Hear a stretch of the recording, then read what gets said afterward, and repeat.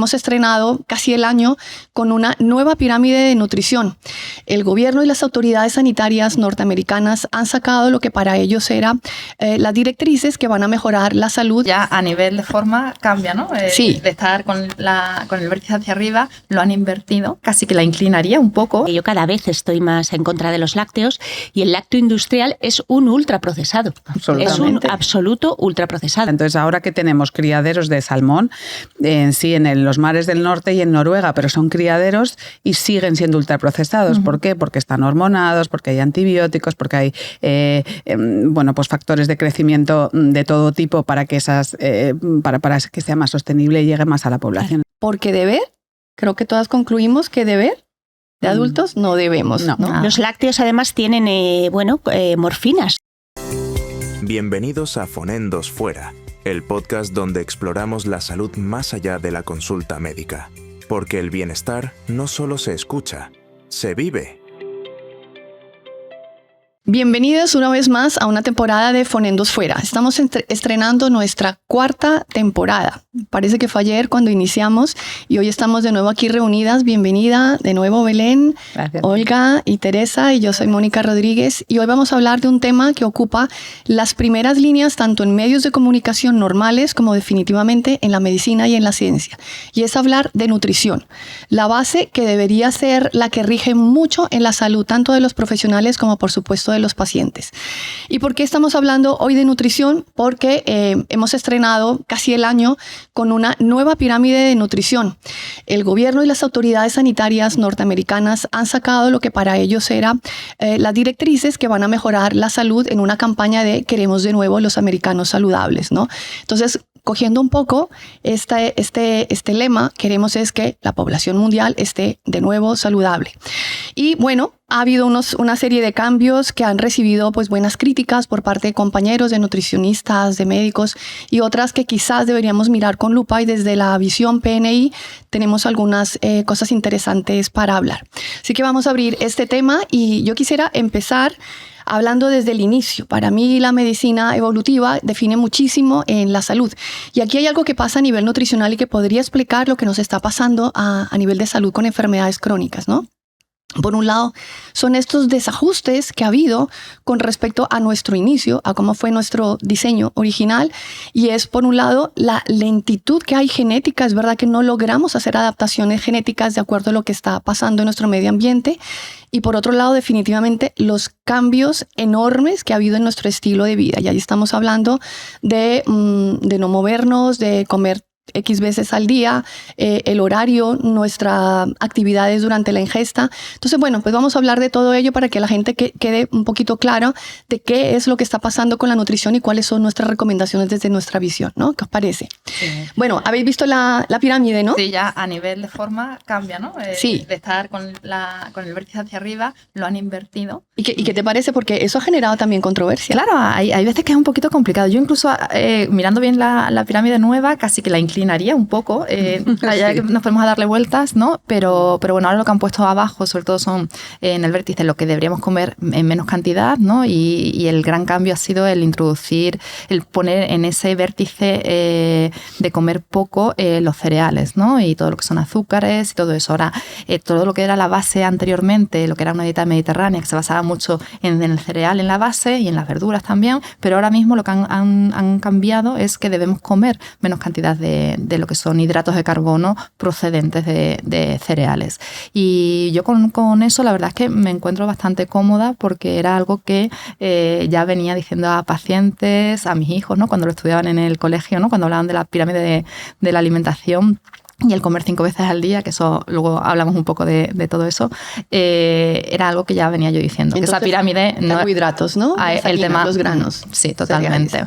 Sí. Va un poco con lo que decías a nivel de medicina evolutiva. Totalmente. Hasta la revolución un poco agraria de que la gente empezase a cultivar, ¿no? Realmente el ser humano se convierte de mono a ser humano y encefaliza, o sea, le crece el cerebro no por cultivar cereales, sino mucho antes en la evolución, y y viene más por comer proteínas de calidad, la caza, la pesca, todos esos micronutrientes, ¿no? Entonces yo con esa parte genial. Esa base de la pirámide yo creo que ha sido responsable en gran medida porque estamos hablando de 25, 35 de años machacando la misma pirámide. Yo creo que ha sido responsable de mucha patología, de inflamación crónica y de autoinmunidad. Sí. Pues porque sabemos todo lo que implica tener un grano. Hay que transformarlo, hay que lavarlo, cocinarlo para poderlo aceptar, ¿no? Entonces, bueno, yo creo que allí hay un cambio importante para nosotros que sí que estamos apoyando desde la PNI, ¿no? Claro, bueno, ya hemos hablado aquí más veces, ¿no? De la importancia y de la idea de que los granos esconden el germen, el embrioncito de esa planta. Entonces, pues la planta hace todo lo posible, como no tiene un sistema inmune celular como el nuestro, pues hace todo lo posible por proteger ese embrioncito y entonces pues recubre en ese grano una serie de antinutrientes, alfa-1 antitripsinas, lectinas, etcétera, y esos antinutrientes pues son muy costosos de digerir. De hecho, cuando comemos frutos secos, pues vas al baño y están ahí los frutos secos, ¿no? Y es un poco el sentido evolutivo, ¿no? De que un pájaro coma ese fruto seco y luego pues vuele y lo defeque en otra zona y entonces ahí surja el embrión de esa planta.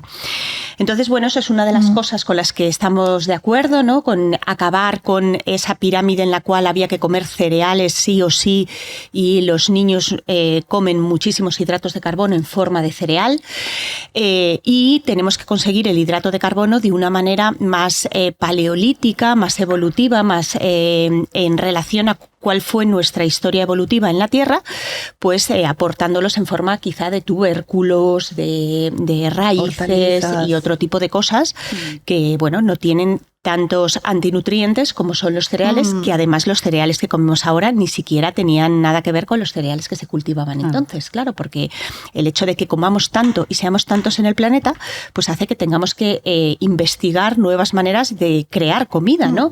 De que ese cereal pues no se pierda, de que las cosechas no se malogren. Y esto es algo pues muy interesante, ¿no? Porque yo en medicina evolutiva, ¿no? Cuando hemos estudiado medicina evolutiva, pues siempre nos hemos pensado que los hombres paleolíticos morían antes, ¿no? Y que sobrevivían menos y sin embargo no es así, ¿no? Parece que el neolítico es una época de muchísima mortalidad y de disminución de esperanza de vida por todas esas grandes cosechas que se malograban, ¿no? Yo ahora últimamente leyendo sobre los cambios epigenéticos a nivel evolutivo, leía sobre la introducción de granos y la forma de obtener las harinas, de molerlos, de quitarles el salvado, ¿no? La parte dura, cómo ha modificado la estructura facial del ser humano en comparado con homínidos anteriores, ¿no? Y cómo eso puede estar muy en relación en la forma en la que respiramos. Ya no tenemos una forma de obtener oxígeno de forma limpia, ¿no? A través de la cara, y está muy relacionada con un montón de patologías actuales, como puede ser la apnea obstructiva del sueño, sinusitis, todo eso. Y muchas veces es simplemente porque masticamos cosas más blanditas, que tienen mucho que ver con este cambio a nivel evolutivo, ¿no? Ya no tenemos que estar masticando constantemente, sino que son alimentos mucho más, y estos son los cereales, ¿no? Más procesados, más blanditos. Sí, nuestra anatomía y nuestra fisiología nos indica que podamos no quiere decir que debamos, ¿no? Y eso es muy importante porque tenemos un aparato digestivo absolutamente diseñado para una forma de comer que dista muchísimo de lo que va a comer un herbívoro. Esto lo hablamos muchísimo últimamente de hombres, si nosotros vamos a comer exclusivamente granos, cereales, hierbas, tendríamos que tener 4 estómagos como una vaca y nosotros somos omnívoros. Quiere decir que podemos comer muchas cosas, pero no quiere decir que debamos comer todo ello. Entonces, tenemos que buscar lo que es más beneficioso y con menos efectos deleterios. Y allí claramente los granos están causando un problema por los propios granos per se, por sus lectinas, por sus saponinas, pero también por la transformación que ha hecho el hombre de esos granos, ¿verdad? Yo creo que otro cambio fundamental que se introduce es el hecho de darle más importancia a la proteína, ¿no? El poner en valor la ganancia muscular o el músculo, ¿no? Eso es fundamental porque realmente ahí había un problema con la pirámide antigua, ¿no? Las proporciones de proteína quedaban muy bajas cuando el sustrato fundamental o la proporción fundamental la ganaban los cereales, ¿no? Sin embargo, como tú bien dices, somos omnívoros y estamos preparados y necesitamos consumir proteína, ¿no? Entonces, bueno, este es un gran cambio. Quizá las proteínas que maneja la pirámide nutricional habría que echarles una revisión, ¿no? Da igual bastante importancia a algunas proteínas que nosotros sabemos hoy en día que bueno, no son las más interesantes, por ejemplo los los lácteos, ¿no? Tienen un componente proteico bueno, pero nuestra capacidad de digerir ese producto en conjunto, porque no solo es proteína, también lleva azúcar, el tipo de proteína que lleva, pues no es el más idóneo. Una vez que superamos, no somos lactantes toda la vida. De hecho, tenemos una fase lactante en relación a otras especies muy pequeña, ¿no? Por otra parte, sabemos cuál es la epidemia un poco general en la vida moderna, que es la inflamación, ¿no?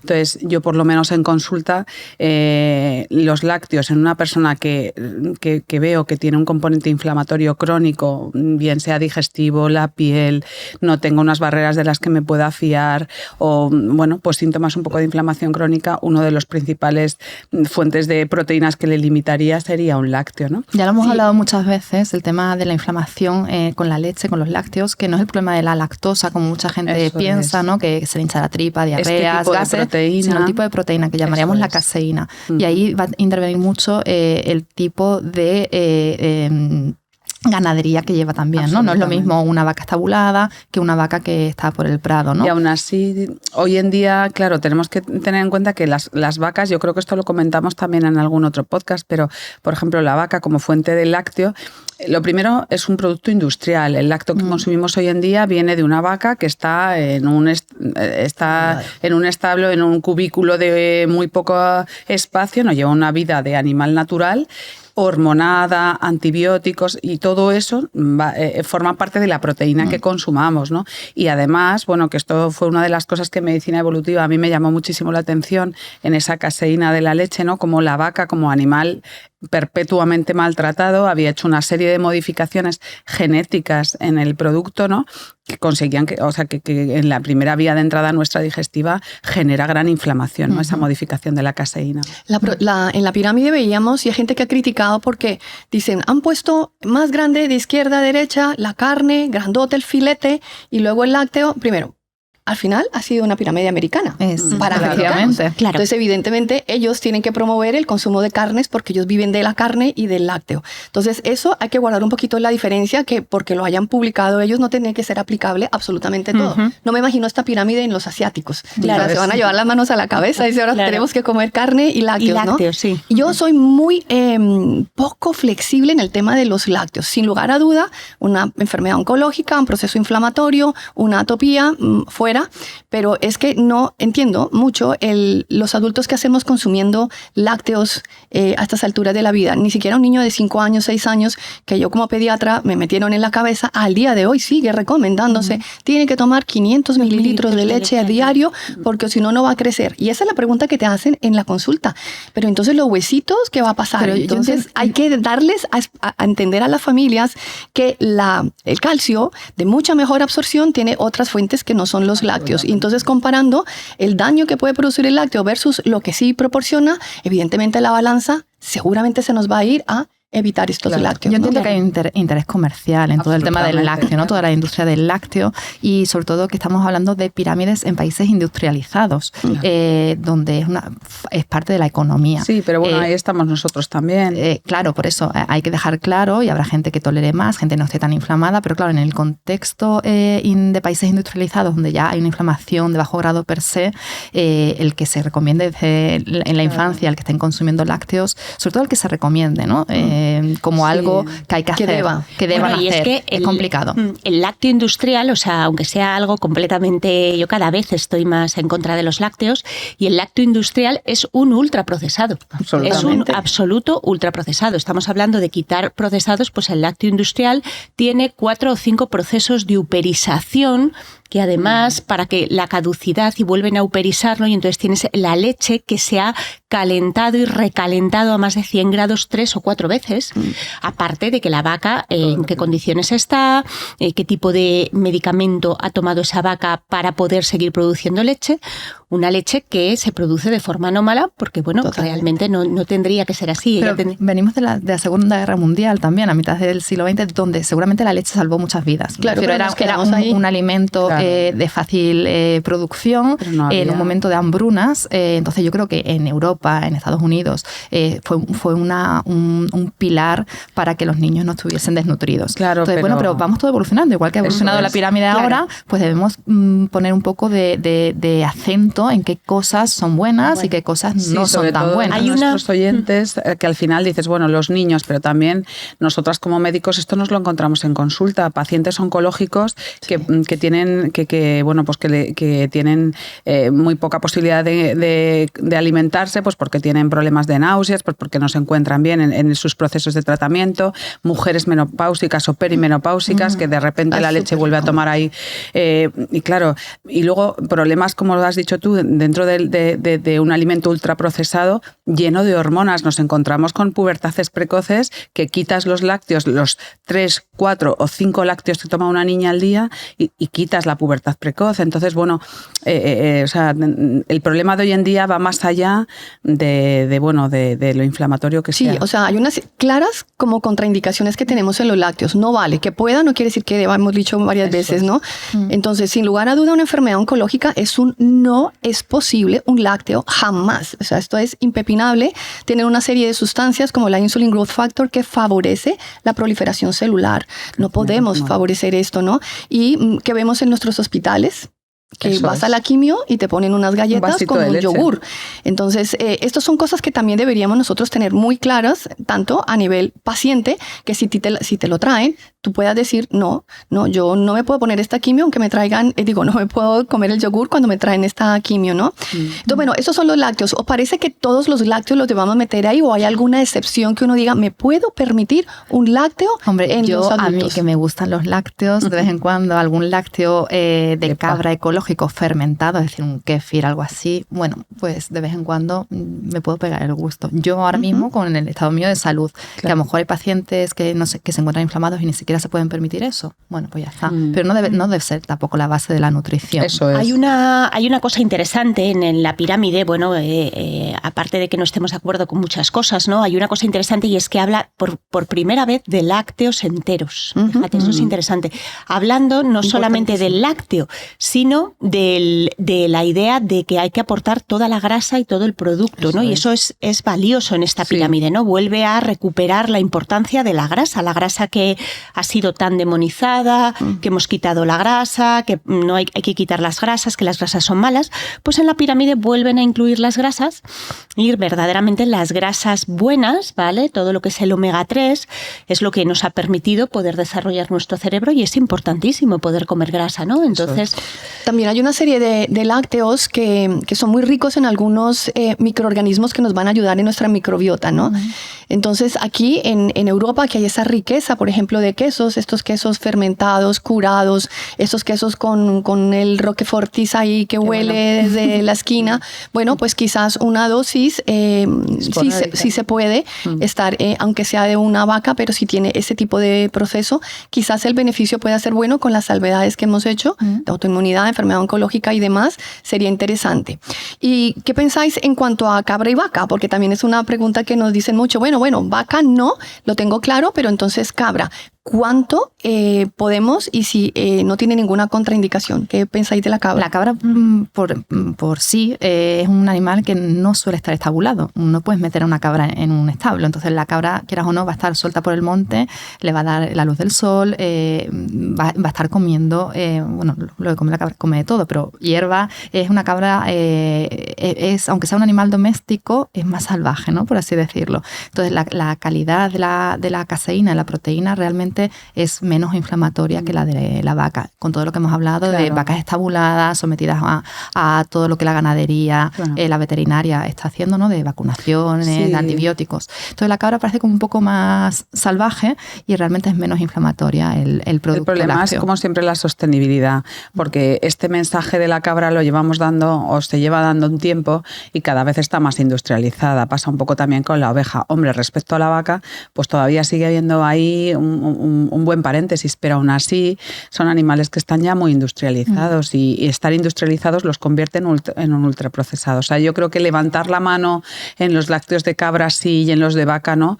Yo al final creo que es dar un mensaje un poco equivocado, pero pasa un poco con el salmón también, y estamos hablando de las grasas, ¿no?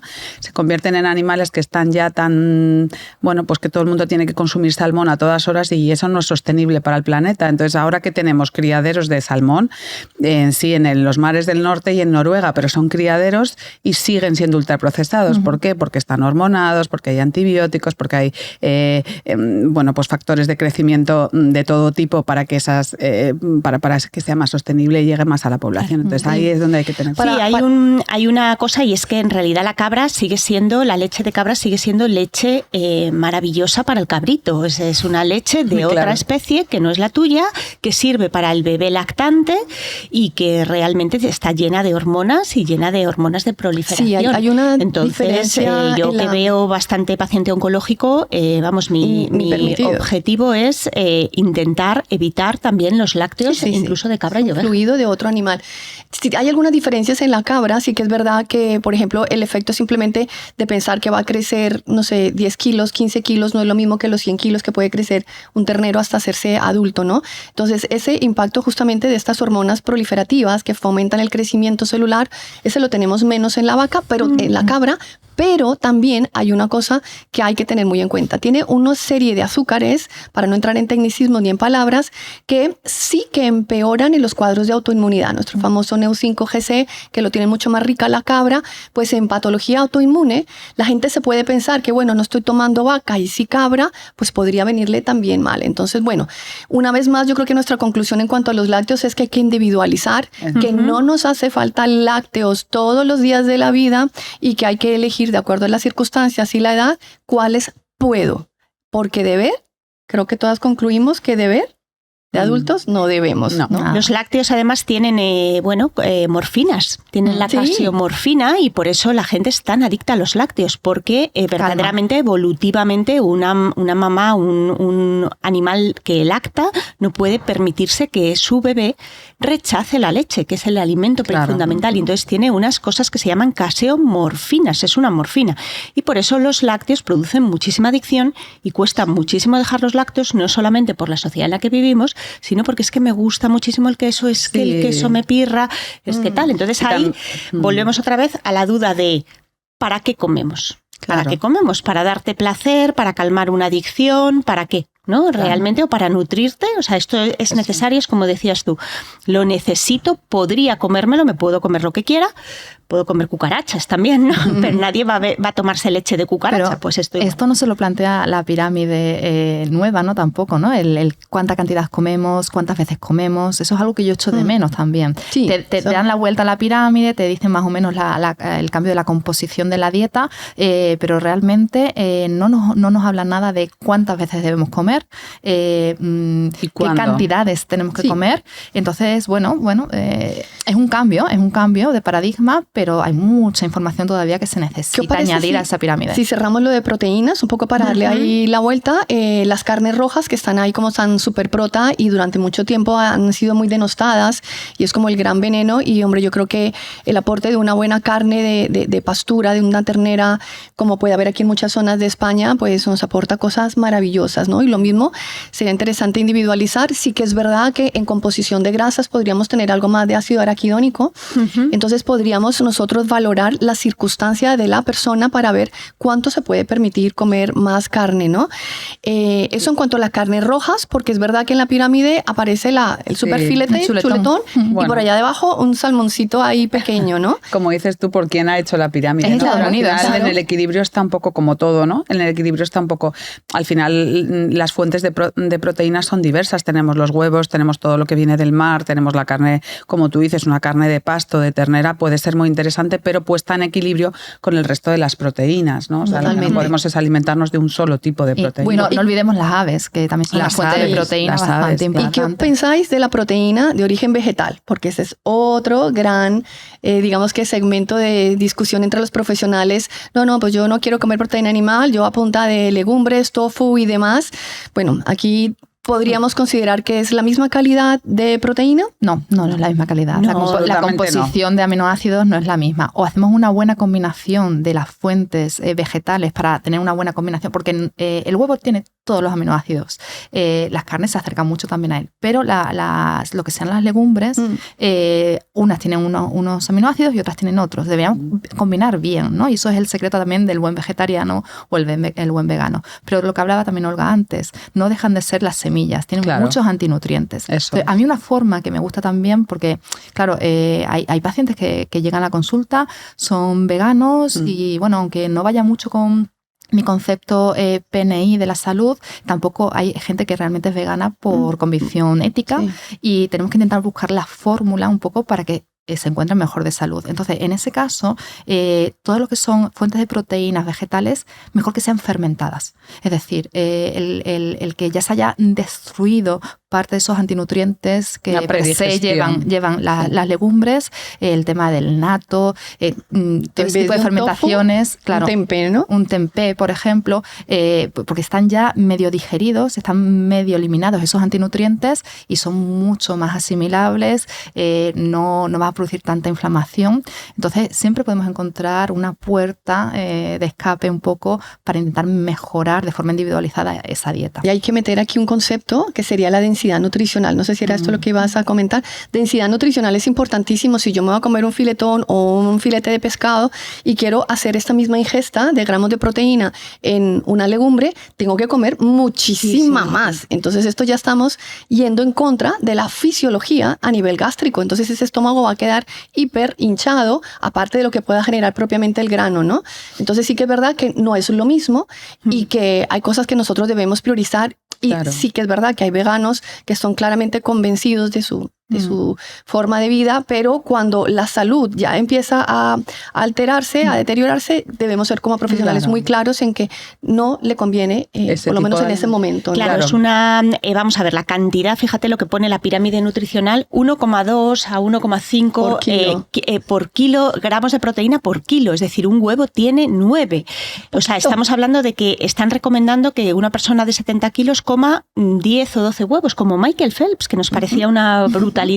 Pues eso es lo que están recomendando, es que llegar, cuando yo me planteo delante de un paciente que necesita proteína, que necesita reparación, la proteína son los ladrillitos, y ese paciente, ¿cómo vas a conseguir con proteína vegetal llegar a ese nivel de brutal de cantidad de aporte de proteína, ¿no? A base de una inflamación que nosotros, tremenda. como hablábamos evolutivamente, ¿no? Nosotros, aunque somos omnívoros y podemos comer de todo, en realidad nuestro sistema digestivo es un sistema digestivo de carnívoro. Nosotros tenemos la vesícula biliar, secretamos bilis para digerir y para absorber la grasa, mientras que los rumiantes no, y no tenemos 4 estómagos.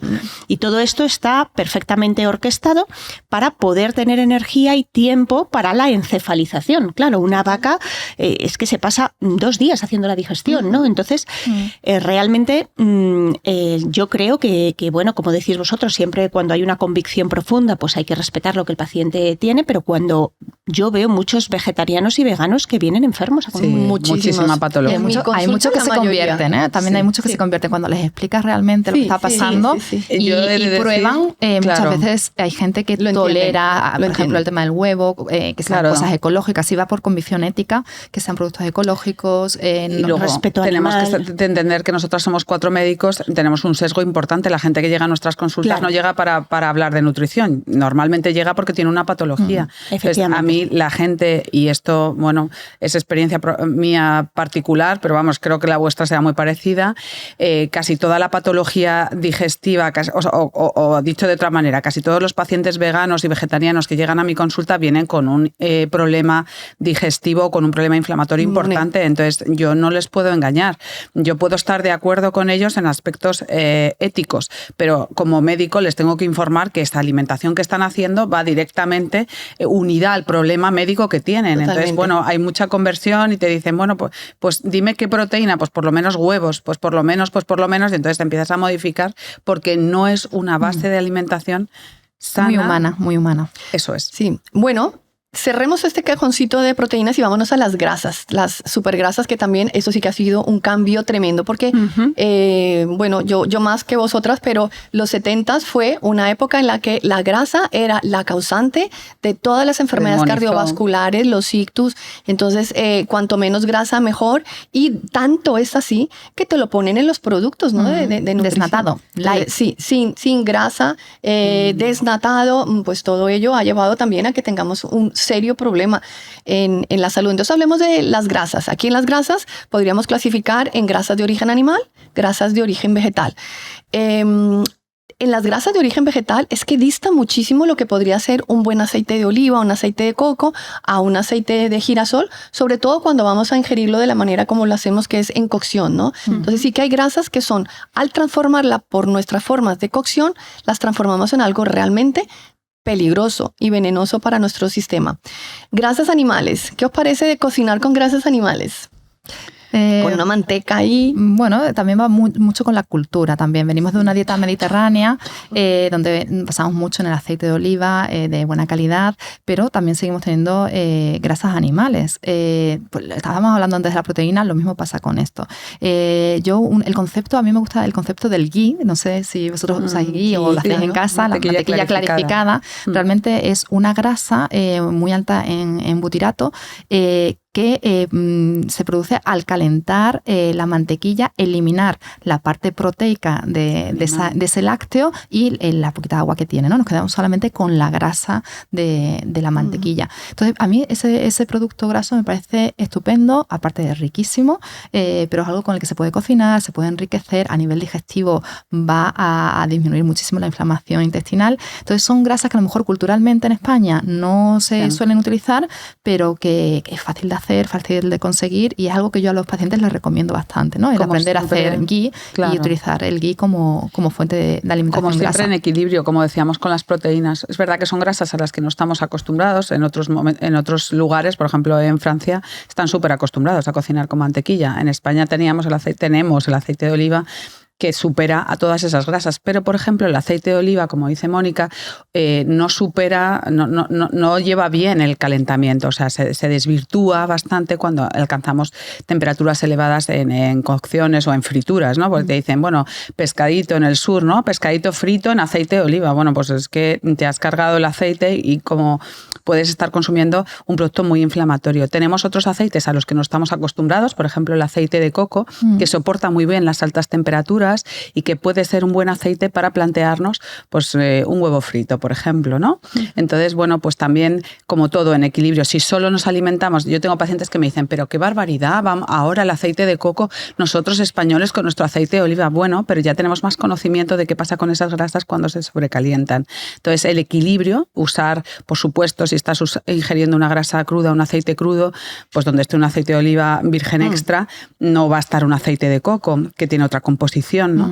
Pero una vez que lo calientas y bueno, tiene otro comportamiento. Y como siempre también hay que partir e individualizar de la salud de base de ese paciente. Si esa persona tiene una flexibilidad metabólica, su hígado y su sistema biliar puede utilizar las grasas, tiene un combustible maravilloso. Si estamos ante una persona con una serie de limitaciones a nivel digestivo, a nivel metabólico y con un estilo de vida inflamatorio y le metemos otro triglicérido más, pues igual no le estamos ayudando mucho. Claro, luego hay también el ratio de omega 3, omega 6, que creo que es importante, ¿no? Y el omega 3 ya lo hemos repetido infinidad de veces, procedente de productos marinos. Entonces ahí va a tener mucho que ver con el grado de inflamación que tenga la membrana celular.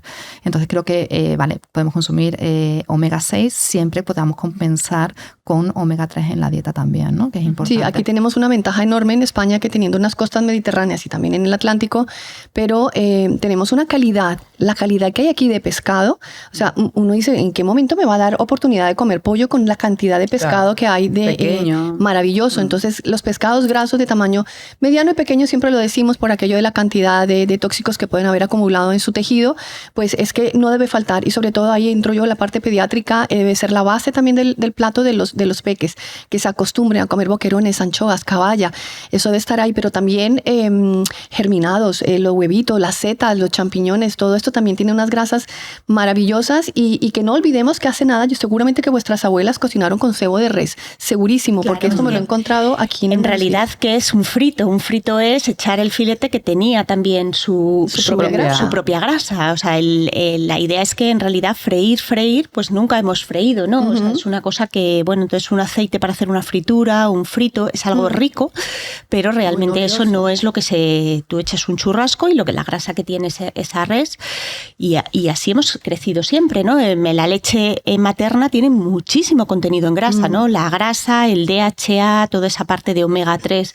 procedente del pescado es lo que ha permitido que la tiroides se geste, es lo que ha permitido que el cerebro también crezca, el 60% del cerebro es grasa. Y una Entonces, idea que tenemos que transmitir y reforzar muchísimo es que comer grasa no nos llenan las arterias de grasa.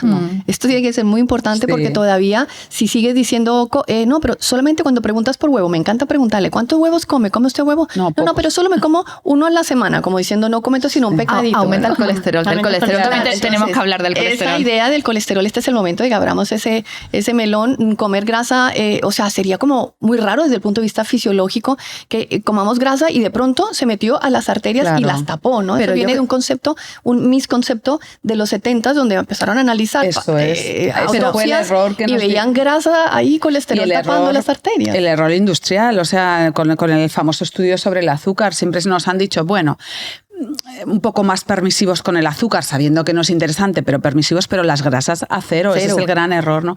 En cuanto al mito del huevo lo hablaremos porque tenemos un fantástico podcast sobre el colesterol, entonces no nos vamos a detener mucho aquí, pero realmente el colesterol es necesario para la vida, tenemos que consumirlo. El problema es también que en este estilo de vida moderno y con esta pirámide heredada de muchos años en la que la base eran los cereales, hemos perdido la capacidad de metabolizar y usar las grasas. Y una de las maneras, yo se lo cuento a mis pacientes, por lo que decías tú, Mónica, una de las maneras de recuperar esa capacidad y de volver a usar la grasa saludable para todo lo que es necesario, que es mucho, por ejemplo, la gente que viene con el colesterol bajo como muy ufana, por ejemplo, mujeres en la menopausia, yo les digo, pues gran problema que tienes, porque tus estrógenos, la molécula central es una molécula de colesterol, o tu vitamina D baja, necesitas colesterol. Entonces, bueno, pues sí que hay que recuperar estos sistemas. ¿Cómo? Principalmente comiendo grasa. Si no como grasa y todo mi metabolismo está orientado al azúcar, pues claro, como una grasa, tengo esteatorrea, es decir, se va por el váter y no la digiero bien, ¿no? Entonces, bueno, y parte o sea, es que las grasas no solamente se obtienen comiendo grasa, es que gran parte de la grasa y del triglicérido se obtiene de la conversión del azúcar en grasa. Cuando comes en exceso de azúcares, ese exceso de azúcar que tú no estás consumiendo porque estás en el sofá y no lo estás gastando, se acumula en forma de grasa. Es que la grasa no solamente es la grasa que comemos. Ahí reconozco un poco, por un lado, a la sociedad americana, ¿no? El que por fin, después de tantas décadas, se hayan dado cuenta, hayan mirado la foto y se hayan dado cuenta de la inflamación y de la obesidad que estaba causando una dieta muy basada en los hidratos de carbono, donde la insulina estaba por las nubes, y parece que ya se han dado cuenta, aunque ya había gente que veníamos diciéndolo tiempo, que esto era el problema esencial. El otro día veía por redes sociales, ¿no?, la foto de la playa en Benidorm en los años 60, todos delgaditos y tal, y en los años, en estas últimas décadas, donde todos están obesos, sentados en la hamaca. Entonces, es la misma foto, pero con 30 kilos de más las personas. ¿Qué es lo que ha estado pasando a nivel social que ha permitido que esto evolucionara de esa forma, ¿no? Hemos tardado mucho tiempo en que realmente apuntásemos y culpásemos a cuál era el problema, ¿no? La insulina. Y creo que la nueva pirámide lo que nos va a permitir es bajar esos niveles de insulina, bajar esa inflamación. Entonces, por ahí me parece, reconozco que, bueno, ¿y los qué os parece beneficios. si cerramos todo el bloque de la nutrición hablando de un concepto que es esa hambre oculta, que es la deficiencia que tenemos de micronutrientes, que quizás se nos puede pasar más desapercibida tanto a la población normal como a los propios médicos. Los propios médicos en medicina normal que no estén dedicados a esta parte o inmunológica, metabólica o nutricional, pues no es algo en lo que escatimen y entren, ¿no? ¿Cuántos procesos de tiroides, cuando vean el capítulo de tiroides, van a entender muy bien esto? Y es el déficit de muchos micronutrientes van a provocar ese desajuste en el funcionamiento normal de muchos de los ejes, sobre todo endocrinos, neurológicos. Sí. Entonces, antes de ponernos a ajustar fármacos, a mejorar en otro tratamiento que no sea directamente en la parte nutricional, piensa, igual lo que le falta es zinc, igual lo que le falta es vitamina D, algo tan simple. Entonces, esa sí que es un hambre oculta y hay un déficit tremendo. Y la alimentación al día de hoy, con los nutrientes que tenemos a nuestra disposición, no tienen estos micronutrientes. No, de hecho hay un montón de estudios, cuando estudias la composición en vitamina C, la composición en sulforafano del brócoli o de la naranja de los años 70 ahora, pues claro, ¿hay que suplementarse? Sí, hay que suplementarse. Todo el tiempo con la misma sustancia, pues puede que no, puede que haya que hacer ciclos de suplementación, también a veces descansamos porque uno se va de vacaciones, etcétera. Pero lo cierto es que la nutrición que tenemos ahora, los alimentos que tenemos ahora, no suplen todas las carencias nutricionales. De hecho, hay un estudio muy bonito que dice que solamente obtenemos suficiente magnesio, solamente obtienen magnesio los terrenos volcánicos. Es que no tenemos magnesio en los alimentos, no hay suficiente.